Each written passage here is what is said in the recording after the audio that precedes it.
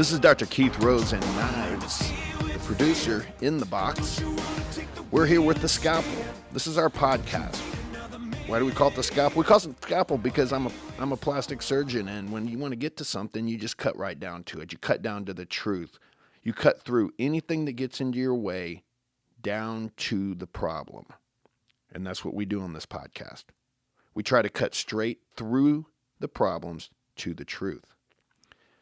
When I was thinking yesterday, what do I call this podcast? I confess I had a long day of surgery, about 10 hours, and I was pretty tired. But when I was checking and doing my research and looking through the news feeds and scouring the bowels of the internet, one consistent theme kept playing itself over and over again. And I always see these words, SJW. And I confess for a long time, I didn't even know what that meant. But what it means is social justice warriors. Now, most of you young folks out there know what SJW means because everyone wants to be an SJW, a social justice warrior. I would call you more a social justice whiner because you see, social justice is anything but justice. It's just what you want it to be. Not what actually should be, not actually what truth and history and experience teaches us. So we need a bunch of social justice warriors out there whining their way to tear down this republic and to tear down our Constitution. Well, let me tell you what predates the social justice warrior for all you SJWs out there.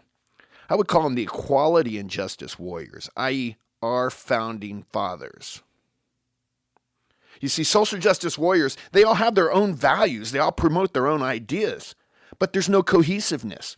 There's no founding. There's no basis. There's no cornerstone to what they believe.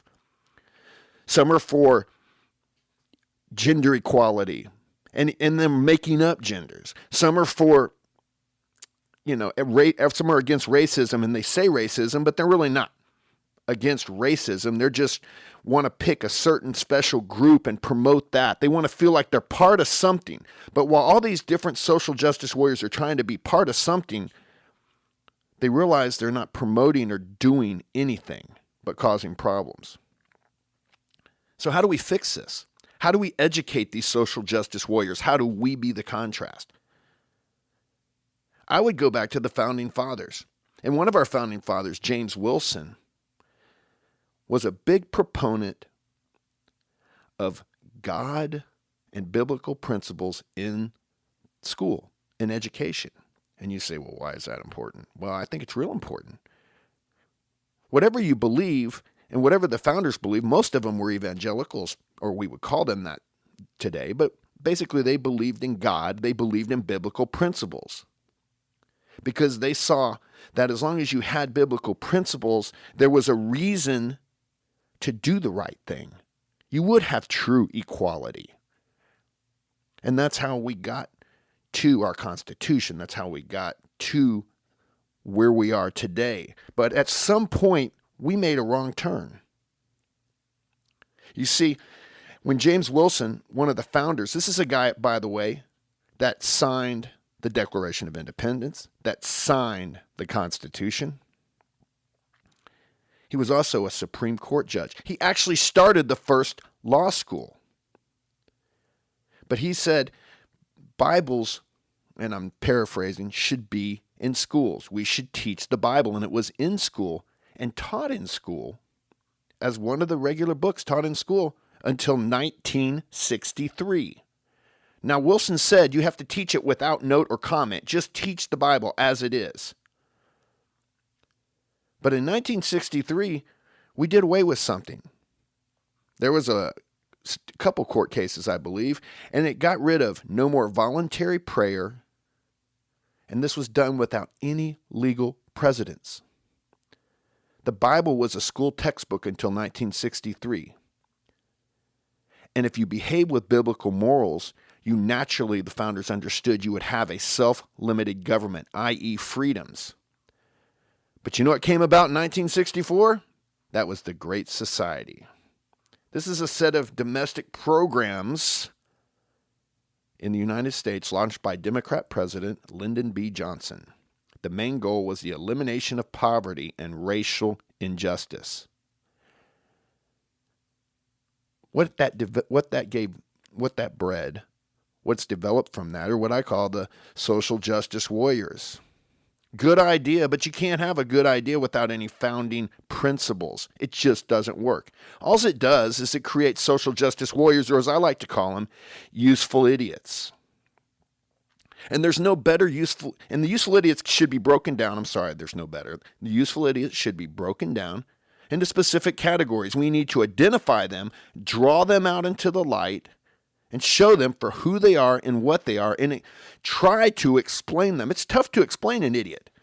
I talked to you yesterday about what Bonhoeffer said about dealing with people that are stupid, or what G.K. Chesterton said about arguing with a madman. It's difficult, and in some ways you just shouldn't do it, but we need to educate ourselves on history. We need to educate ourselves on experience. So we'll start with the Praetorian Guard media. We just had the 4th of July, and our president was part of an amazing, patriotic 4th of July celebration. But before that celebration started, the media had to jump out in front of it because they are a bunch of social justice warriors. Remember, if you don't have a cornerstone, a foundation, a founding, if you believe in nothing, you'll fall for anything. And that's who they're targeting. Cut 4, go.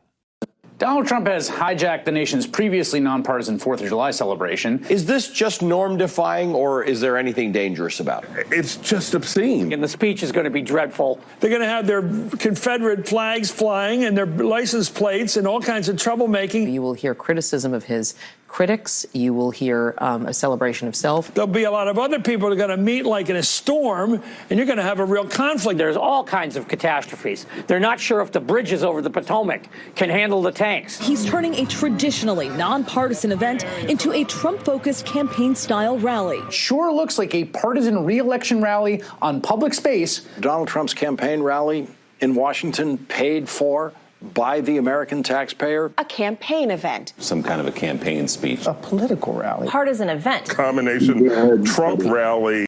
Go ahead and cut it. I think you get the idea here. The mainstream media, this is a hodgepodge, hat tip newsbusters, of all the media's false doomsday predictions on the Salute to America rally, because this was a salute to America. President Trump gave an amazing speech, and you know what he didn't talk about in his speech? Politics. You know what he didn't talk about in his speech? Himself. But when you have a Praetorian Guard media trying to protect a failed ideology and confuse the American people about the true founding, trying to fire up their social justice warriors, who again don't even really understand what makes this country great, then you throw out propaganda. You just heard it. This is 2019. And all they're doing is beating on our president. One commentator likened it to North Korea. What did the one person said? Tanks coming across the Potomac, can the bridge hold it up? Why are they going so crazy? Why are these people trying so hard to disrupt our founding principles? I want to understand this. And that's why I always go back to the founding. That's why I went back and talked about morals and religion. Because that was part of our founding. That was a cornerstone of our founding. Since the Great Society started, we've had epic poverty. It's amazing how the war against poverty turns into poverty. When we started the Great Society, that's when we started welfare. That's when we decided that the family unit was no longer important, especially in the inner cities, in the African American communities, and in the white communities in Appalachia and other areas with poor socioeconomic conditions. They decided, you know what, we're just going to give them money. And then the father became non-essential. You see, the government in the overall progressive ideology wants to take the father out of the home. They want to take morals and religion out of society, because then if you have nothing to turn to, you turn to them and you can just listen to their dog whistles and do exactly what they tell you to. But they're a bunch of useful idiots.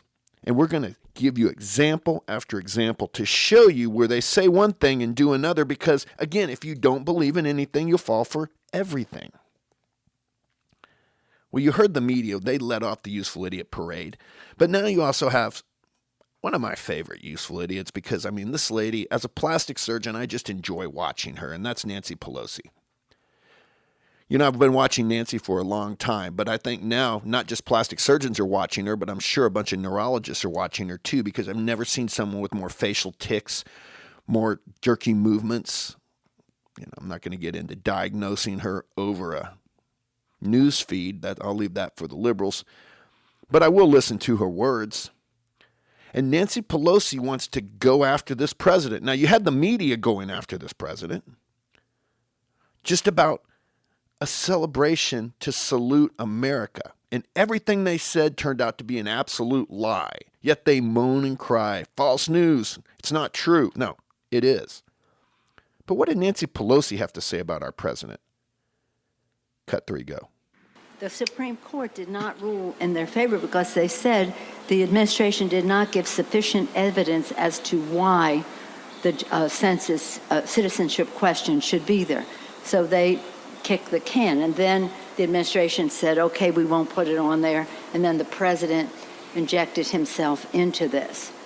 But this is about keeping, make America, his hat, make America white again. They want to make sure that certain people are counted. Stop. There's old Nancy. She can't help herself. Old sugar toes, always putting her foot in her mouth. President wants to make America white again. Does he, Nancy? Or does he just want to stick to our founding principles and only count American citizens and not count people that are not American citizens? Based on what? Our Constitution, our founding documents. You see, the liberal Democrats need illegal aliens, because I don't know what else to call them. If you're here illegally, you're illegal. If you cross the border illegally, you're here illegally. But they want everyone counted because then when you do your districts for the Congress and the representatives, the more people that they can give stuff to or promise stuff to, it's interesting. They will give you a lot, but they promise you even more. But you got to realize when a Democrat or a liberal promises something, it has to first go through the big boss. That's the Democratic machine. It has to be washed before it goes out to the unwashed. That's just the way Nancy Pelosi works. So you heard her say, President wants to make America white again. Now, I thought that was really interesting because then, just recently, Nancy Pelosi, or I guess a month or two ago, Nancy Pelosi had something interesting to say about the women of color in her own caucus, in her own side of the aisle. She's talking about Rashida Tlaib. She's talking about Octavio Cortez, depending on how she says her name, depends on what part of the country she's in. But let's hear what Nancy Pelosi had to say about those folks of color. Cut 8, go. To minimize the conflicts within her caucus between the moderates and the progressives. You have these wings, AOC and her group on one side. That's like 5 people. That's just 5 people. Wait, I thought you said Trump wanted to make America white, and you're just dissing the 5 people of color in your political wing. It's not very inclusive of you, Nancy. That's not very nice. You're just dissing those women of color. See, values based on ideology can easily change with the shifting political winds. Values based on biblical principles are grounded and foundational in how this country was founded. It's a pretty big contrast there. But you see, Nancy doesn't care about anything other than Nancy. But, the lady she was dissing, Rashida Tlaib, Alexandria Ocasio-Cortez, I think they bear some, scrutiny themselves. Now, Rashida Tlaib believes in power due to skin color. And I was looking at that going, I can't. I've heard that. I saw her on Tucker Carlson one night, and I was like, I had to dig into this lady. I want to understand who she is and why she thinks the way she does. So I would just listen to her in her own words. Cut one, go. More people like us, people of color, have been missing in the chamber because most of us, and Ayanna Pressley says it more beautifully, people that are closest to the pain need to be at the table making these decisions. Guess what? We know what it feels like to be dehumanized. We know what it feels like to be brown and black in this country. What would you say to Nancy Pelosi? What would you say directly to Nancy Pelosi? Uplift the women, especially the women of color within your caucus that are out there, because I'll tell you, more people like us, more people like me that come out to vote, we win. All of us win. Stop. No, you don't win because of color. You win because of content of character. That was said by a man of color, Reverend Martin Luther King. Read your history. It's not about color. It's not about bringing out people of color. It's about fighting in the arena of ideas. It's about drawing that sword of knowledge, about understanding the founding. Why don't you tell us what you're for instead of everything you're against? I don't know. Bold new concept there, maybe. But Miss Tlaib, she wants power due to skin color. And she also wants that because women of skin color are closest to the pain. Now, you've heard me say this before. My wife is from Mexico. My wife is a very dark-skinned Mexican woman. She's also a very conservative, dark-skinned Mexican woman, someone that is not only beautiful on the outside, but absolutely stunning on the inside. I find her attractive for her love for God and her love for this country. She's also highly intelligent. She has 2 degrees, Miss Tlaib, and you do too. I mean, you're closest to the pain, so I just thought it was really cool to find out how you got closest to the pain. I mean, when I look you up, you seem pretty prominent person. You went to good schools. In fact, you went to a charter school. That's right. You went to a charter school. You went on to become an attorney. You've gotten the best this country can offer. But you know what? As all good liberals, you're also a hypocrite. Because when I was looking you up, I came across an interesting article titled, Rashida Tlaib Calls on Betsy DeVos to Resign. This was in some WordPress, or let me find out here. This is in the Deplorable blog, but it's actually her own words. And she talks about how she wants Betsy DeVos to resign as Secretary of Education because, and I quote, she enabled billions of dollars to charter school. She called it fraud. She didn't think that they should have charter schools. She says many private charter schools, which have taken money and nearly replaced many public schools, continue and even expand despite low academic performance and broken promises to parents and children. Ms. Tlaib, did you think about when you were saying that you're actually a product of a charter school? You know, it's those pesky facts that get us every single time. Because again, when you stand for nothing, you'll fall for anything. And you're a very outspoken critic, too, of Israel. And you're a big proponent of the Palestinians. And I'm going to kind of contrast that for you a little bit because I've spent a lot of time in Israel. I've spent a lot of time in the West Bank, believe it or not. I've been going to Israel since I was 10 years old. I have been there several times over the past few years. I have a lot of friends that are, quote, Palestinian. I have a lot of friends that are Israelis that are Arab. And I have a lot of friends that are Israelis that are Jewish, and I actually know what's going on there. And the interesting thing I see is you're almost taking a page out of the PLO playbook. But we'll get more on that later. Let's just listen to you again because, Ms. Tlaib, you are a big proponent of open borders. And you are shocked. I mean, shocked and horrified at the treatment of those children down there. But you know what I loved? I loved it when you were interviewed by Martha Raddatz. Martha Raddatz. Martha Raddatz is a reporter. I'm not going to call her a journalist, but she does a little bit of journalistic digging here, and it drives you crazy. Cut 7, go.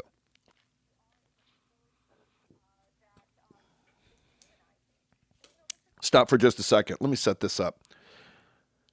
Rashida Tlaib is talking about her visit to the border.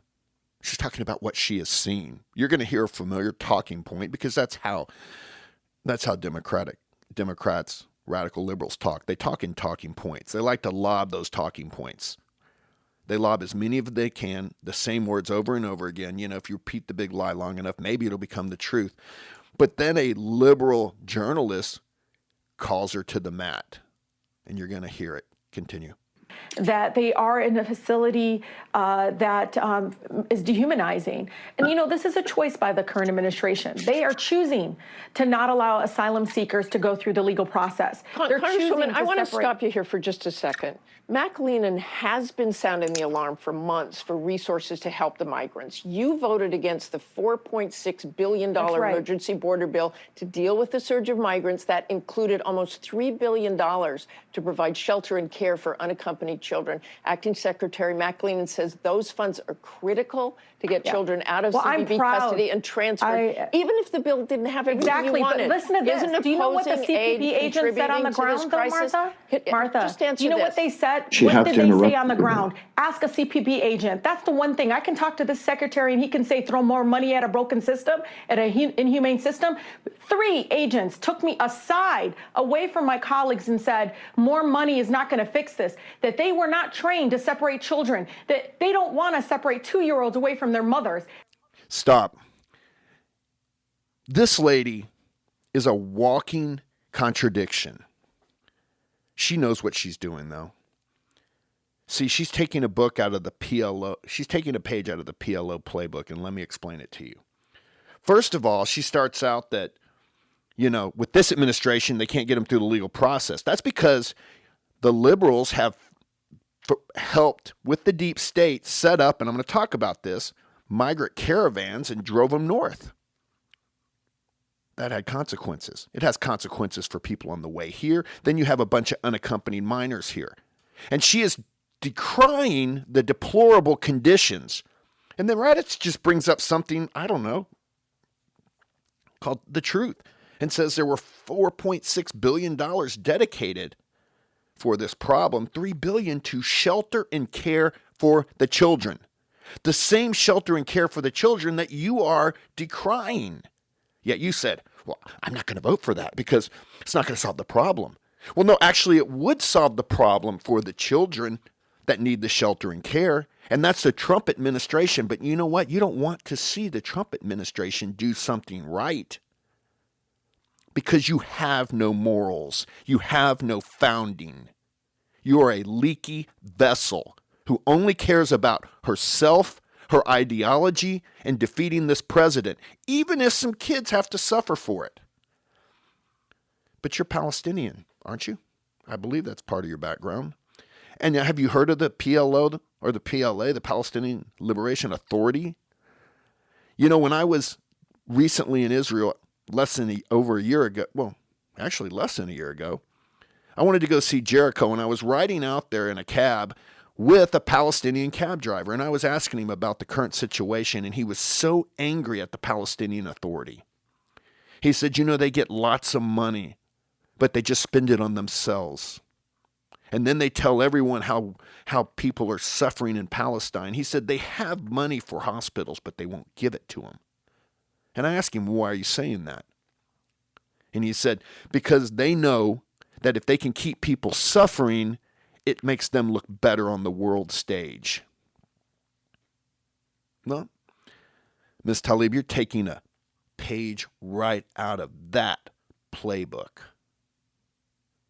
And you should be ashamed. Now you say, well, you're just talking to a cab driver. Well, hey, you just talked to 3 Border Patrol people that you said told you these conditions, they won't work, they can't manage it. Let's take that one out of context because I have a relative who's one of the sector chiefs down there. And what those Border Patrol men were telling you are they're not set up to do this. They're not trained to do it with this mass jump of people.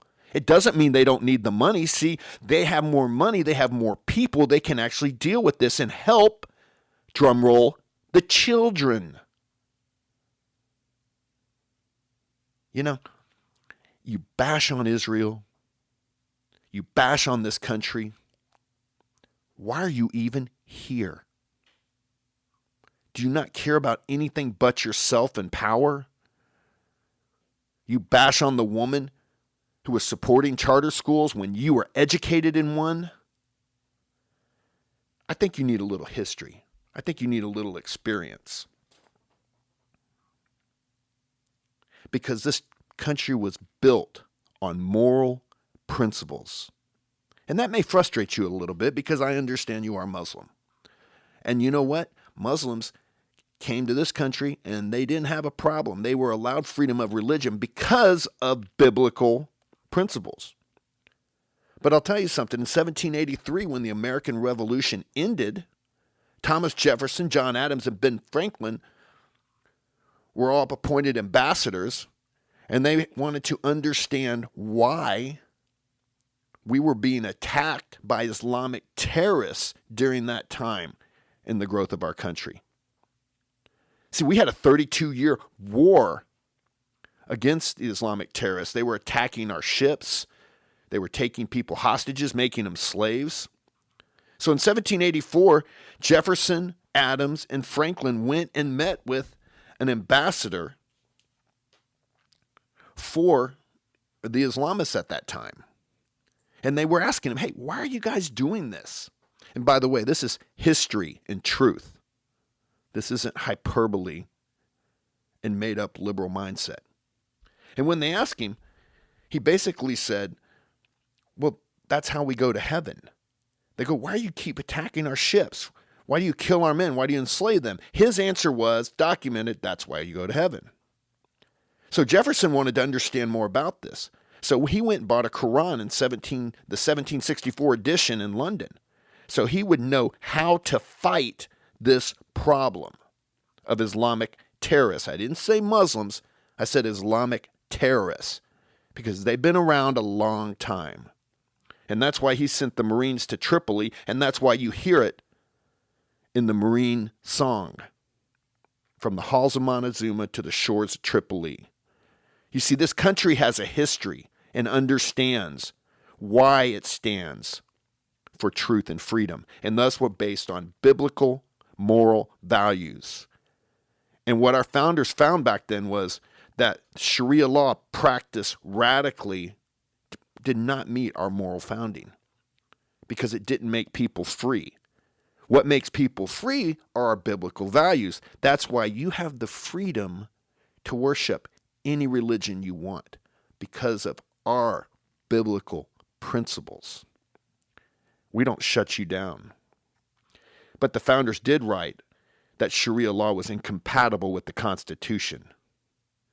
And now everyone out there has their own values. But the principles of the founding are the exact same reason that you can screech and yell and lie and whip up the social justice warriors and create true social justice whiners. This is Dr. Keith Rose and Knives. We're back. We're going to continue with our own quote-unquote educational system here. We're trying to educate you on the founding. We're trying to educate you on freedom, history, and experience.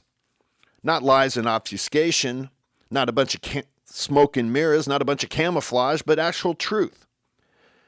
We've been talking about the social justice warriors. We were breaking it down. We started with politicians, and I find it interesting. They talk about Trump's numbers in the polls, yet if you look up Congress's poll numbers, they're right there running neck and neck with, I think, chlamydia or something. I mean, these guys are not very popular.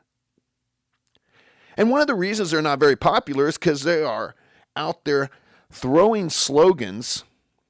And you remember one of the first episodes, I said, truth resonates, slogans dissipate. But there's a useful idiot out there by the name of Eddie Goud, and I don't know if I pronounced that right, and I really don't care. He's a Princeton professor And he likes to do one thing. Instead of educate kids, he wants to create victims. Cut 2, go. I just think the policy is cruel. I think his point is cruelty. When we talk about... Stop for just a second.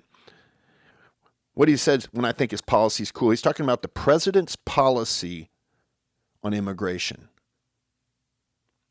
He thinks the border policy is cruel. Continue. Don't like it, stay where you are.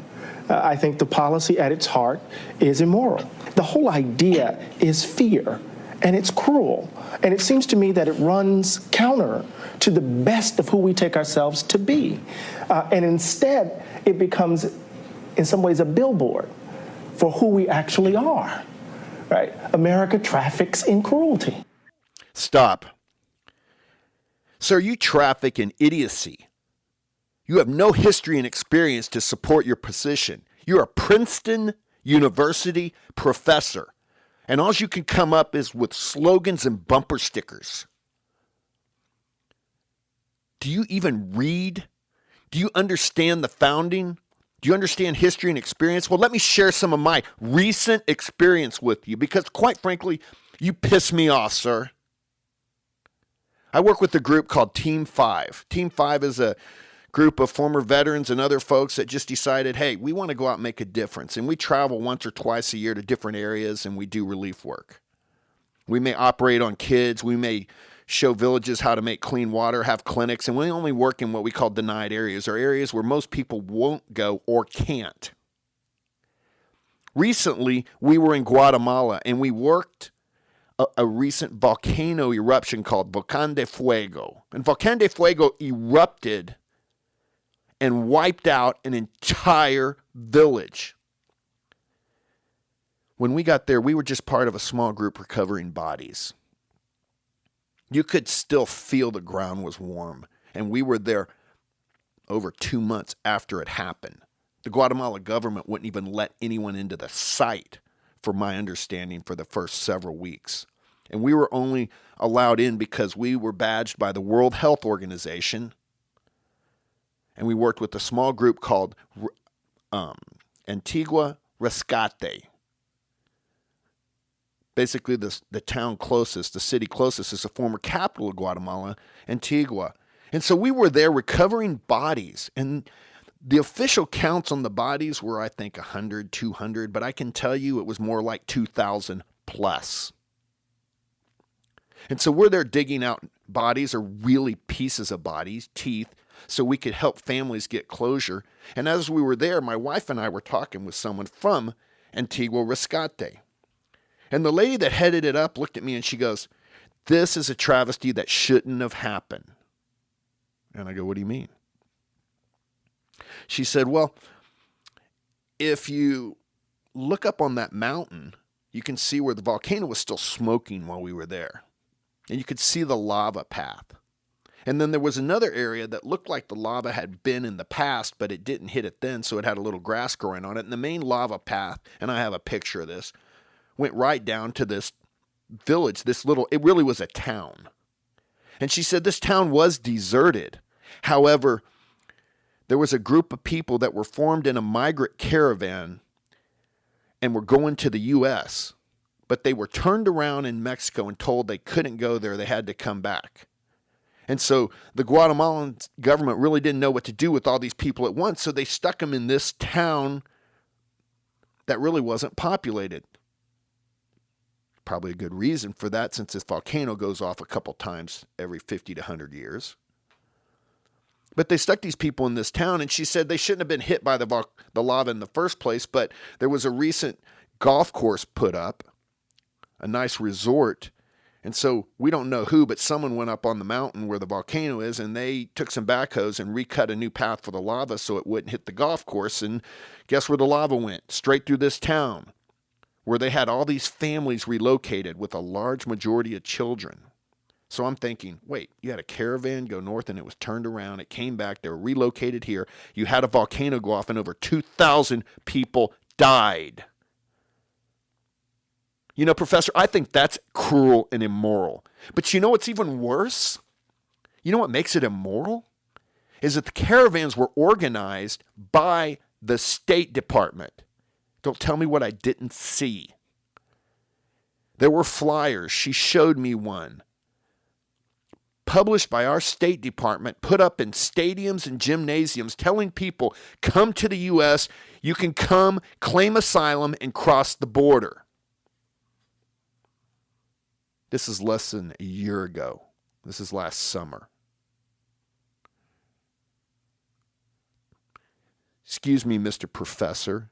Excuse me, Mr. Princeton Professor. When you start talking about billboards for cruel and immorality, you might want to start at the source, like the morons that told people to come north when they shouldn't have. These are what these little things called unintended consequences are. Things like you, AOC, Nancy Pelosi, and the rest of the clowns in the clown bus don't understand. These are lives of children, lives of families. I'll never forget, and I'm not talking in hyperbole, I'm talking about personal experience. I've got the pictures, the video to show. When my wife and I were working there, we saw this little old man, and he had a little mask over his face, and he was digging around with his shovel in a certain area. My wife and I went over and talked to him. The reason we did is there weren't a lot of civilians there, like any. I don't know how this guy got on. And there weren't a lot of us. And he just said, well, I'm just looking for my mother, and I'm looking for my wife. And I go, what do you mean? And he goes, well, I was gone into the store when the volcano erupted. And he goes, I know they're dead. I know they're in heaven, but I would just like to get their bodies and, recover them and bury them. And he confirmed the same story about how they were told to come to the United States. This Princeton professor talks about creating victims. Well, you do, sir. The victims you create start way down in Guatemala, because had they not been told to come to the United States, they would never have formed a caravan, and they would never have been sent back as a group to this area that wasn't super safe to begin with. What is immoral are people in position of authority, professors spouting uneducated pablum and talking points to forward a flawed and immoral ideology at the expense of people's lives. We hear it all the time in business. I used to hear it in the military, death by PowerPoint. But the liberal elites actually show us real death and destruction by talking points. The only way to combat this is to drag them into the light with history, truth, and experience. I know it's harsh. And I know listening to these chuckleheads, you just get frustrated. But then you can listen to someone who is a true gentleman, who actually recognizes history and experience and doesn't cheapen it. And I came across this, and I'm going to hat tip Real Clear Politics on this. I wanted to hear what an actual person of substance talked like, because you've heard these screeching folks, Nancy Pelosi, Rashida Tlaib, Eddie God. Let's hear what our vice president had to say. Cut 6.